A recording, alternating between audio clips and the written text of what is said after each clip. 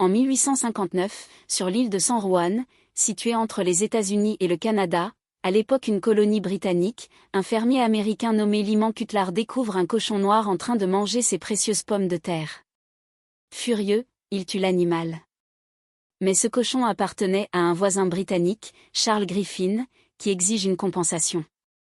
Cutlar refuse de payer en déclaré « Si votre cochon n'avait pas été sur mes terres, je ne l'aurais pas tué ». Griffin rétorque qu'il appartient à Cutlar de protéger ses champs. La dispute dégénère, et bientôt, les autorités des deux camps s'en mêlent. Les tensions montent rapidement, les Américains envoient 66 soldats pour protéger Cutlar et d'autres colons américains, tandis que les Britanniques répondent en déployant 3 navires de guerre près de l'île. Pendant plusieurs semaines, les deux camps restent face à face, prêts à se battre, tout ça à cause d'un cochon. Finalement, pour éviter une guerre, les deux nations décident de calmer le jeu et demandent à l'empereur d'Allemagne, Guillaume Ier, de jouer les médiateurs.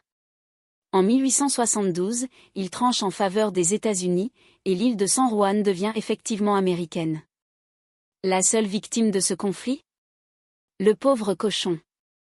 Cette guerre du cochon est depuis connue comme l'un des incidents les plus absurdes de l'histoire diplomatique.